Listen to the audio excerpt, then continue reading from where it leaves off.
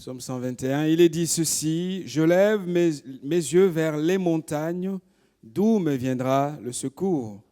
Le secours me vient de l'Éternel qui a fait le ciel et la terre. Qu'il ne permette pas à ton pied de trébucher, qu'il ne somnole pas celui qui te garde.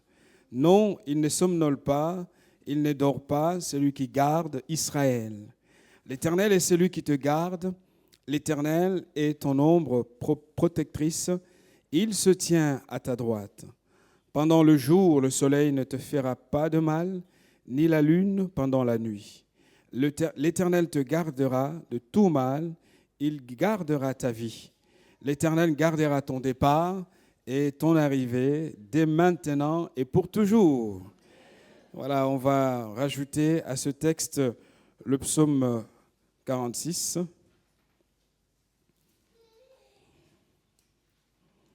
Le psaume 46. Nous allons lire les 6 premiers versets. Psaume 46. Dieu est pour nous un refuge et un appui, un secours toujours présent dans la détresse.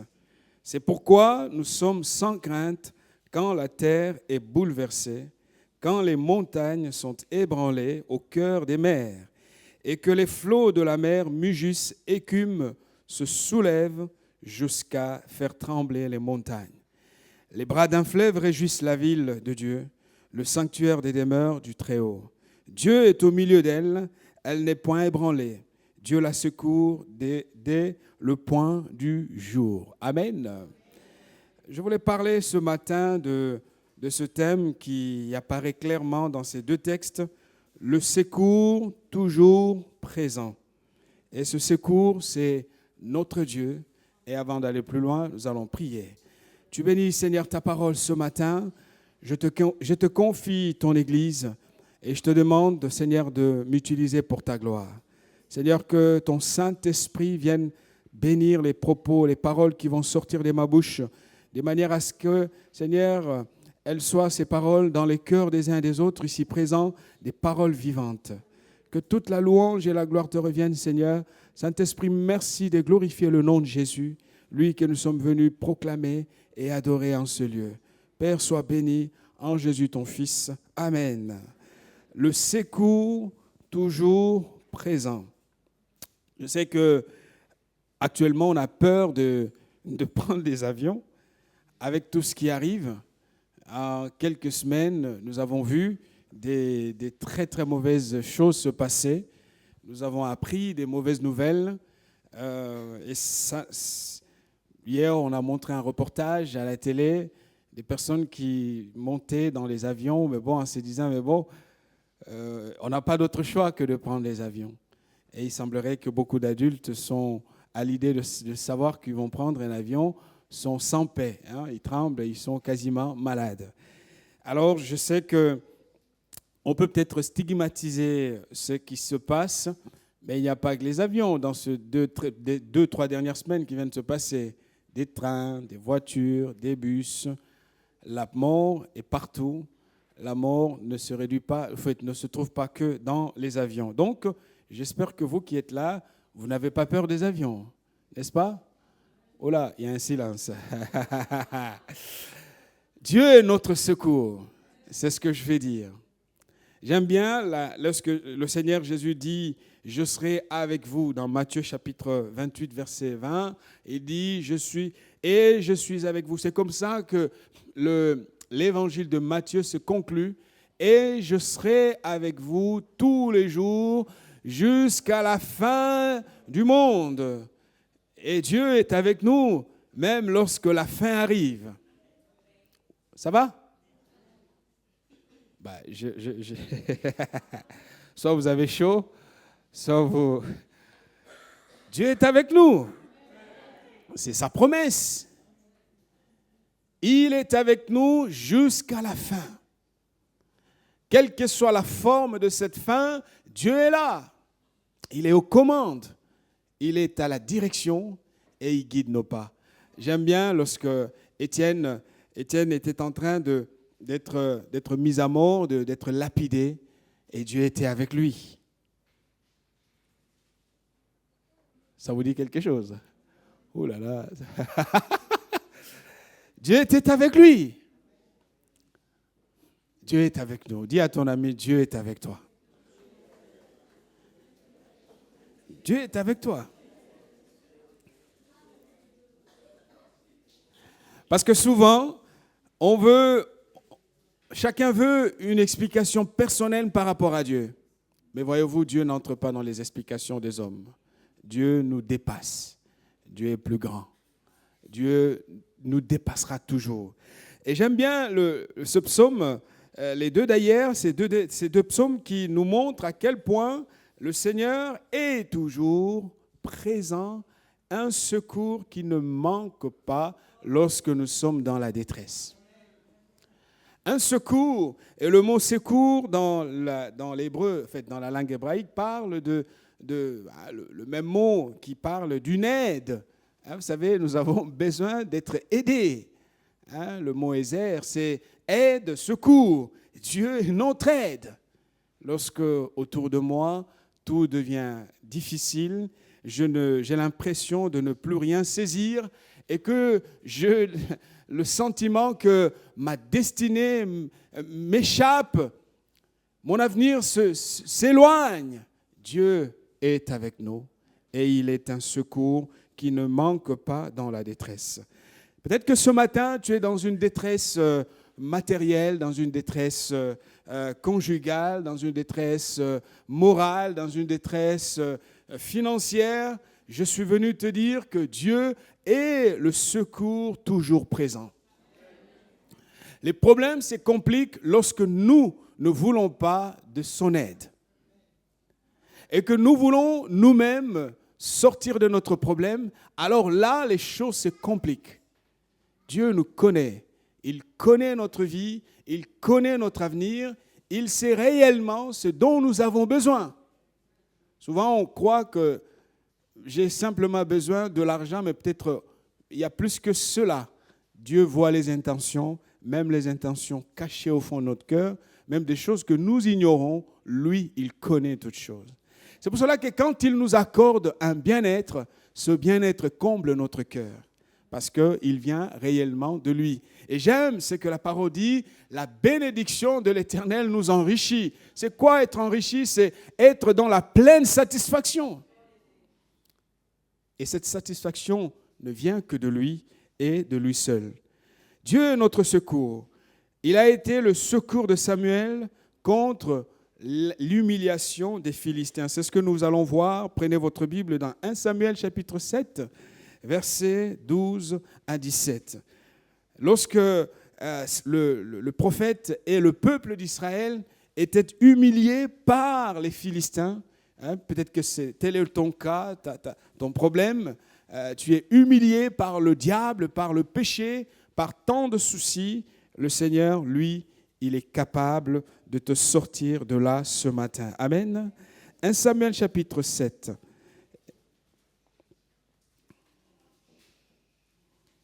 Il est très intéressant de voir ici de quelle manière le Seigneur, en fait, le prophète Samuel va montrer que Dieu est toujours présent. Samuel nous dit ceci, versets 12 à 17. Samuel prit une pierre qu'il plaça entre Mitzpah et Shen. Et il appela Ebenezer en disant « Jusqu'ici l'Éternel nous a secourus. » Ainsi les Philistins furent humiliés et ils ne vinrent plus sur le territoire d'Israël. La main de l'Éternel fut contre les Philistins pendant toute la vie de Samuel.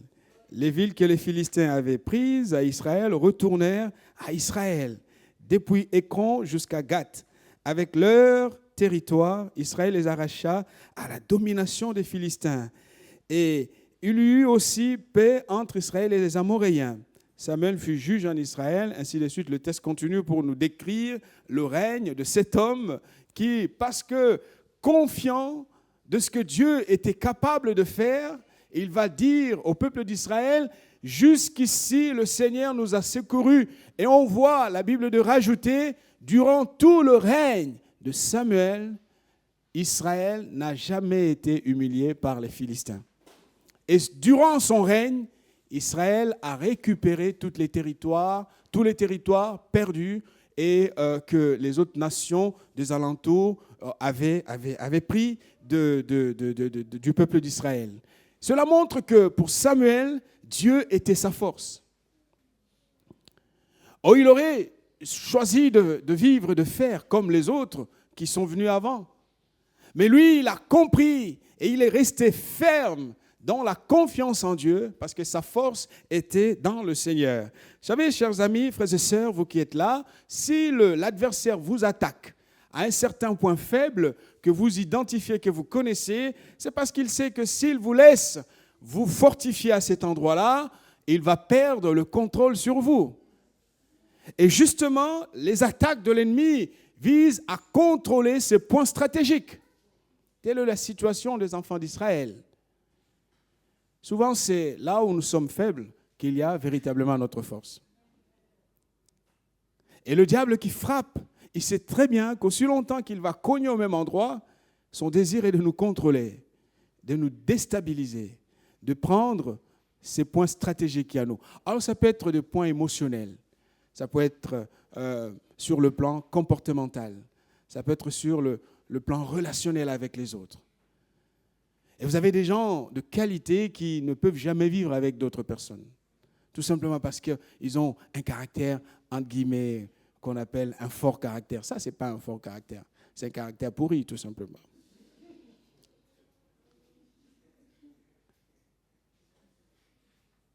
Et récupérons justement ce que l'ennemi est en train de nous prendre parce que nous avons un secours qui est toujours présent.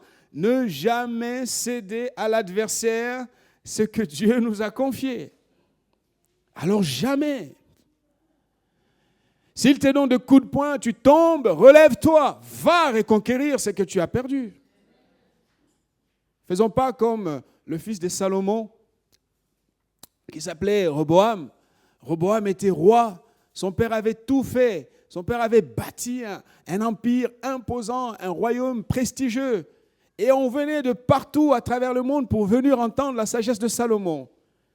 Et le roi meurt, vous savez, nous ne sommes pas éternels. Il part, le fils arrive sur le trône et un des commandants de l'armée qui, à l'époque, vous savez, souvent quand les oppositions que Dieu suscite à nos côtés, c'est parfois tout simplement pour nous inviter à rester auprès de lui. Quand Salomon a tourné le dos à Dieu, Jéroboam s'est levé. Et Jéroboam va venir, il va créer une alliance contre Pharaon.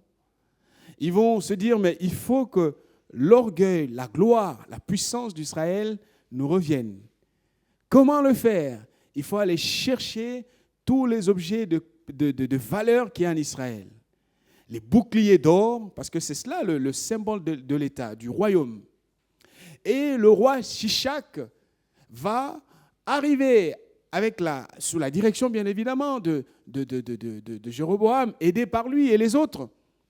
Shishak va arriver en Israël et il va récupérer tout ce qu'il y avait comme bouclier d'or dans le palais royal. Il prend tous ces boucliers que Salomon avait souffert pour amasser et apporter dans le royaume. Même David, son grand-père, le grand-père de Roboam, vous comprenez ce que je veux dire.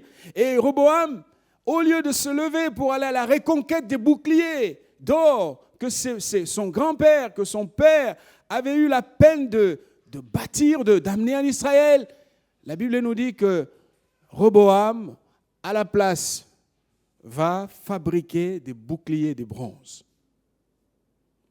Il va se donner bonne conscience avec quelque chose qui brille quand même, mais qui au fond n'est pas du tout de l'or. L'or, mes amis, ça ne s'abîme pas. Mais le bronze, au fil des temps, ça se détériore. Et il va se donner bonne conscience, il va dire, mais à défaut d'avoir de l'or, je vais avoir les mêmes boucliers. Il va se tromper. Ça fait longtemps de se mentir à soi-même. Vous pouvez faire tout ce que vous voulez pour vous donner bonne conscience. Le diable connaît votre point faible. Il faut se lever, aller reconquérir notre bouclier d'or, ou nos boucliers d'or. Parce que la victoire, la vraie, elle n'est pas dans l'abandon, mais elle est dans la reconquête. Et si Roboam était un géant, un homme fort, un homme vraiment de caractère, il aurait pu se lever et chercher d'autres formes d'alliance pour aller à la reconquête des boucliers d'or. Mais à la place, il s'est fabriqué des boucliers de bronze. Mes amis, ce matin, Dieu est notre secours pour nous donner les forces dont nous avons besoin. Alors, je ne sais pas quel est le bouclier que tu as perdu.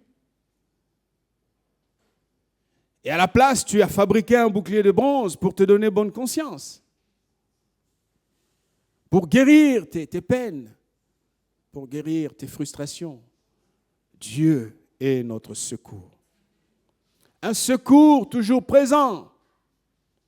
Quand on a la bonne volonté, qu'on veut se lever, aller à la reconquête de notre bouclier d'or, il le fera, il nous donnera les forces. J'aime David. David disait, avec Dieu, nous ferons des exploits.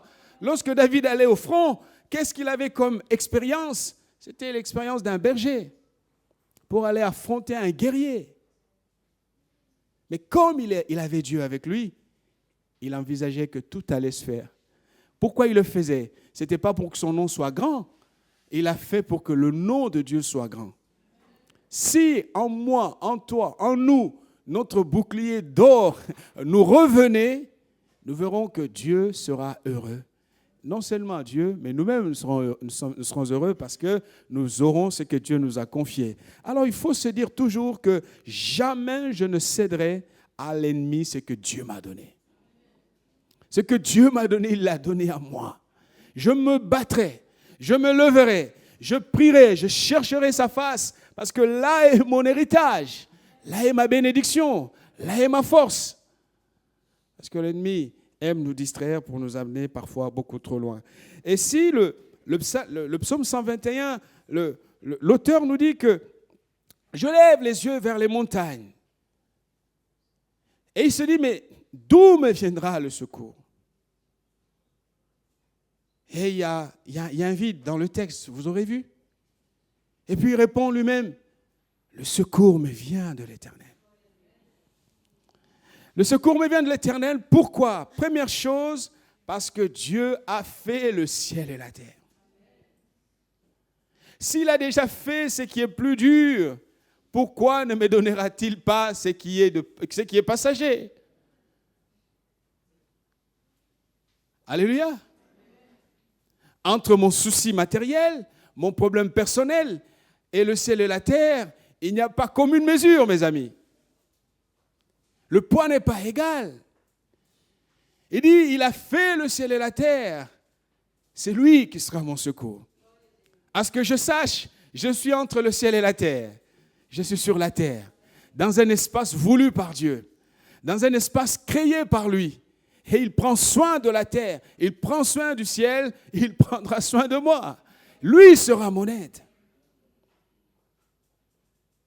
On peut lever les yeux vers des montagnes, des gens que nous connaissons. L'image, la métaphore de la montagne, c'est tout ce qui est élevé.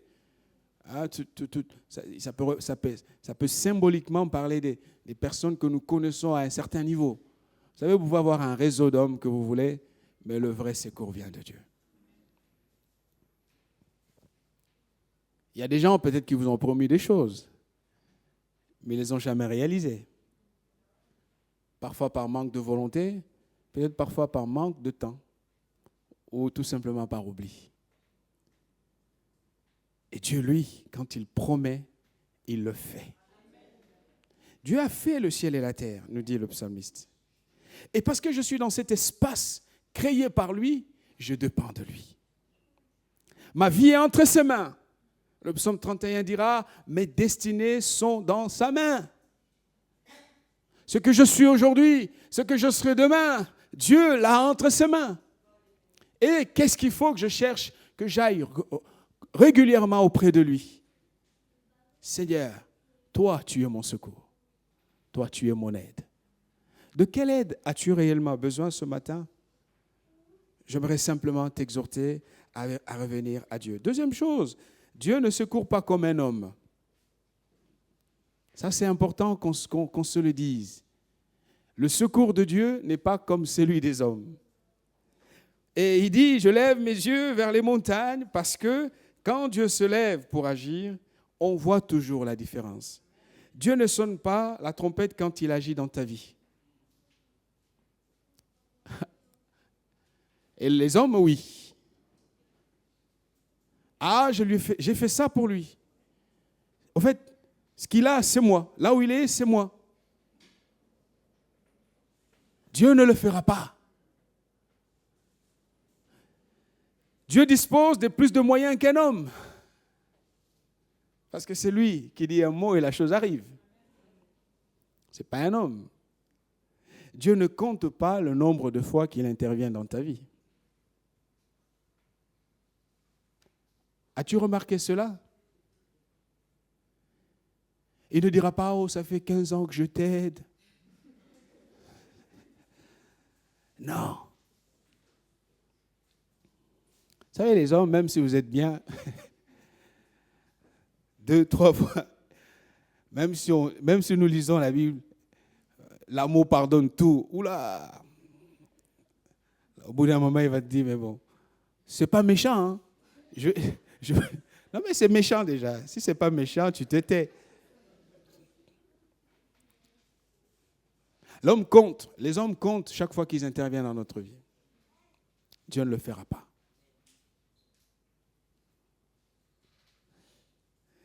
Dieu ne te rappellera pas ce qu'il a fait pour toi. C'est ce que je viens de dire. Combien de fois n'avons-nous pas vu la main de Dieu dans la maladie, dans la pauvreté, dans la sécheresse, dans la décadence morale, dans les combats spirituels. Partout, Dieu est là. Dieu ne compte pas les nombres de fois. Parce que c'est comme un parent qui aime son enfant, même s'il fait pipi ou tout ce que vous voulez, la maman sera toujours là. Elle va changer la couche. Elle va changer parce que c'est son enfant. Il vient de lui. Il vient d'elle. C'est son enfant. C'est très important. Je lève mes yeux vers les montagnes. D'où me viendra le secours? Le secours vient de Dieu.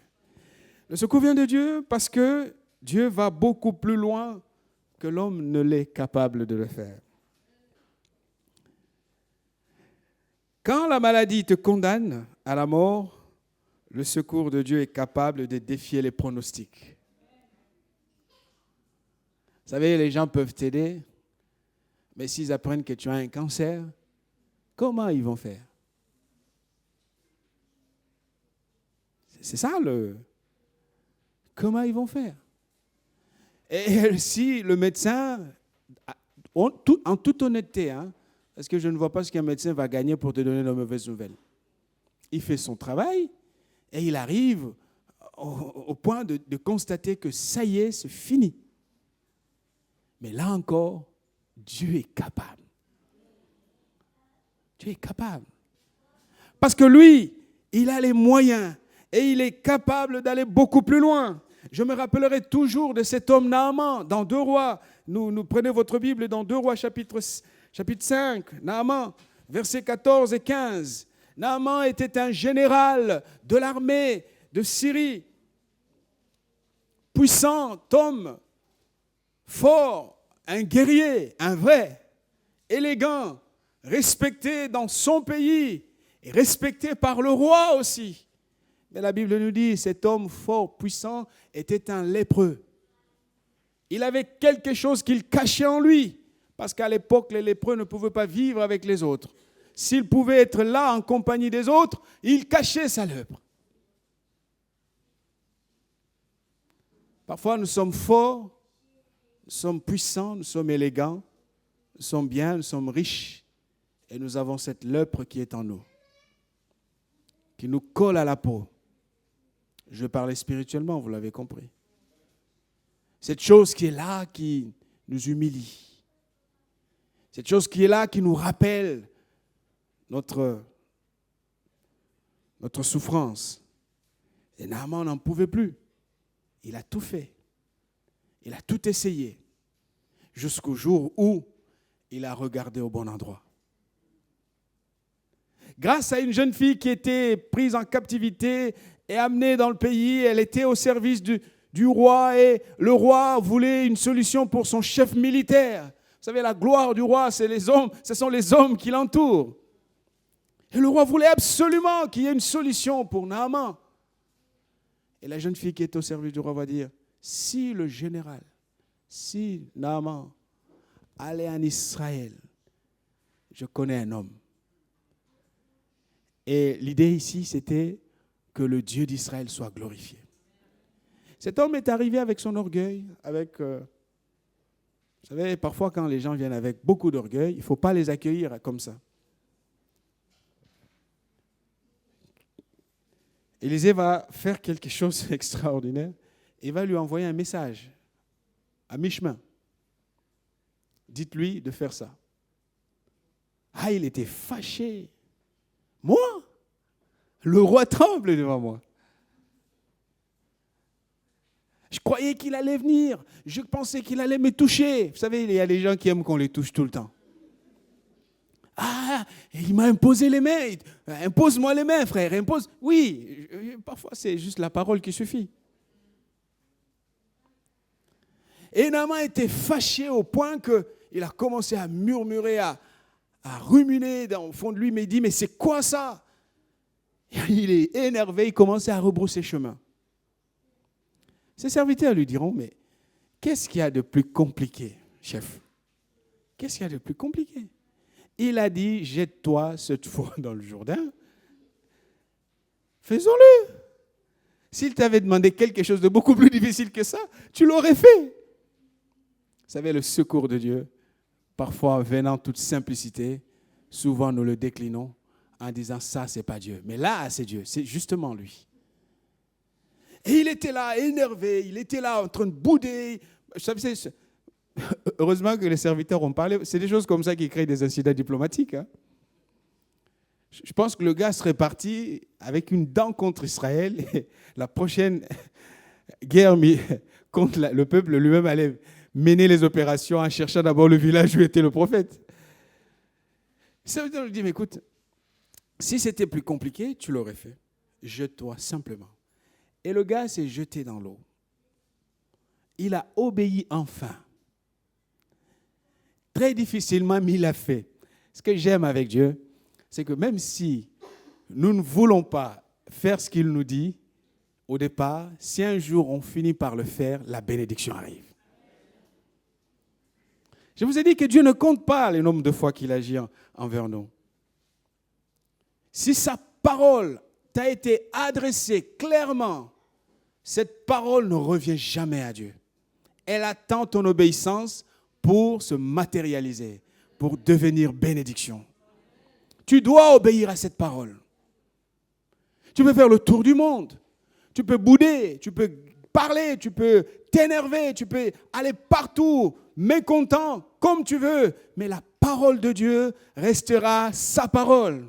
Cette direction divine, cette parole pour ta vie, pour ton bonheur, le jour où enfin tu décideras de la mettre en pratique, alors tu verras Dieu. Quand il s'est jeté dans l'eau, et c'est ce que nous lisons, il descendit alors et se plongea, versets 14 et 15. 7 fois dans le Jourdain, selon la parole de l'homme de Dieu. Ce n'était pas selon sa parole.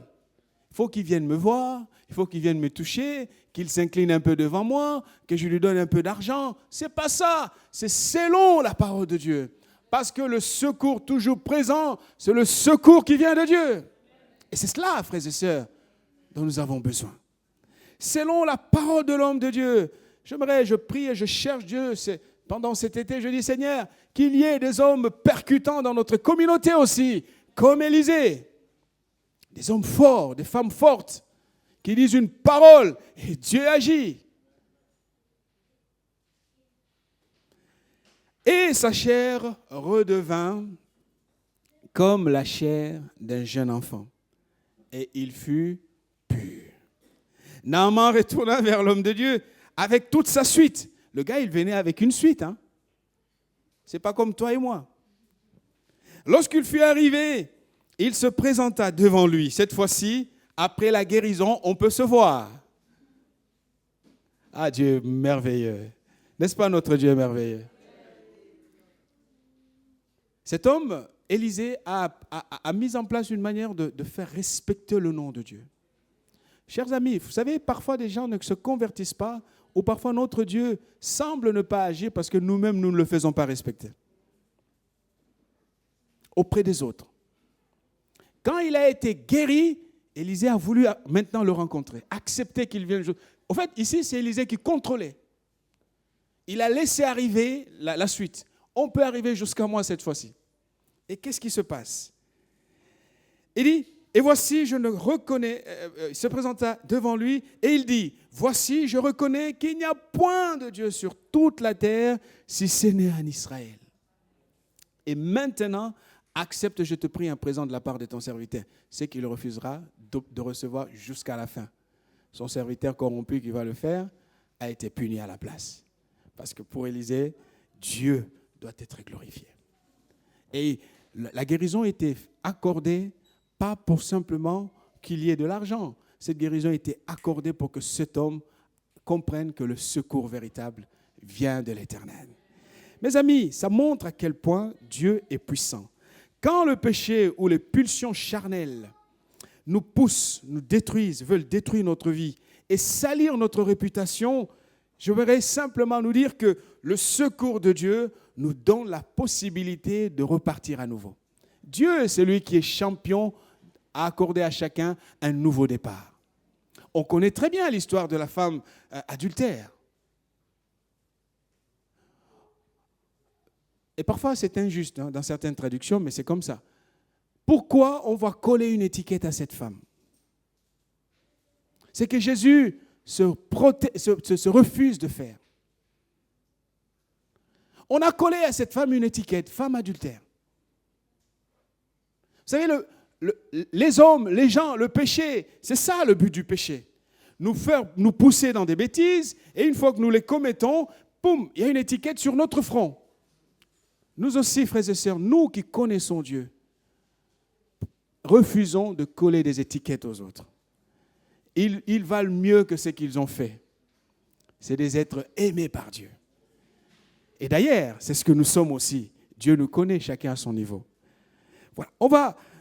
Quand on lit le Jean chapitre 8, verset 10, la Bible dit, alors s'étant relevé, verset 10 à 11, et ne voyant plus que la femme, Jésus lui dit, femme, où sont tous ceux qui t'accusaient? Elle répondit, personne ne t'a-t-il condamné? Et la femme répondit, non Seigneur. Et Jésus lui dit, je ne te condamne pas non plus, va et ne pêche plus. Il y a une manière de donner la chance à cette femme. Le secours, quand il vient de Dieu, il nous donne toujours une chance. Vous savez, donnons aux autres une nouvelle chance. Donnons aux autres une nouvelle chance. Ils ont fait une bêtise dans le passé, mais ne le réduisons pas par rapport à la bêtise. Ils sont plus que la bêtise. Ils sont des êtres aimés par Dieu. Amen. Et on connaît l'histoire de Marie de Magdala. Vous savez, dans votre Bible, vous rencontrez, parfois vous lisez l'histoire de Marie de Magdala. Marc, chapitre 16, versets 9 à 10, nous dit, vous savez, Marie de Magdala, c'était une femme dans laquelle Jésus avait chassé, de laquelle Jésus avait chassé 7 démons. 7 démons. Et quand on parle de possession, ce n'est pas simplement des petites choses. 7 démons dans une femme. Imaginez sa vie d'avant, comment elle était. Et qu'est-ce qui va se passer? On peut lire, Jésus étant ressuscité le matin du premier jour de la semaine, apparut d'abord à Marie de Magdala, d'abord à elle, une ancienne possédée. Jésus n'a pas commencé par les super apôtres. D'abord à elle, la grâce. On voit comment Dieu, le secours de Dieu, nous donne toujours de recommencer différemment. Elle était possédée, 7 démons. et Jésus, notre roi de gloire, ressuscite, la première personne, d'abord à Marie de Magdala. Les théologiens, les experts en ceci, les experts en ci, les gardiens des temples, tous ceux qui étaient des spécialistes de ci et de cela, Jésus n'est pas allé vers eux. Il va aller vers Marie de Magdala. Ça montre à quel point le secours, quand il vient de Dieu, il ne nous enferme pas dans ce que nous avons fait. Peut-être que tu es là, mon ami, mon frère, ma sœur, tu es dans un état, je ne sais lequel. Je t'invite vivement à lever les yeux vers la montagne de Dieu. Regarde à Dieu. Lui seul est ton secours. Lui seul est capable de défier, de contredire les pronostics des hommes. Aucun homme ne peut te réduire par rapport à ce que tu es aujourd'hui. Ton avenir est entre les mains de Dieu. Ta vie est entre ses mains. Tes destinées sont entre ses mains. Et c'est Marie de Magdala, la Bible dit, de laquelle Jésus avait chassé ces démons. Verset 10 nous dit, et elle a emporté la nouvelle à ceux qui étaient avec lui. C'est elle qui viendra dire aux autres ce que le Seigneur a fait en disant, le Seigneur est ressuscité. Quand Jésus dit que les premiers seront les derniers, cette phrase devrait tous nous pousser à la réflexion. De ta première place, tu peux te retrouver de l'autre côté, le dernier. Si tu penses t'asseoir dans des acquis éternels, et c'est là au ciel que tu vas avoir des surprises. Parfois, Dieu commence à nous surprendre ici-bas. C'est très important de comprendre que le secours véritable vient du Seigneur. Je pourrais toujours continuer à parler, mais je vais arrêter.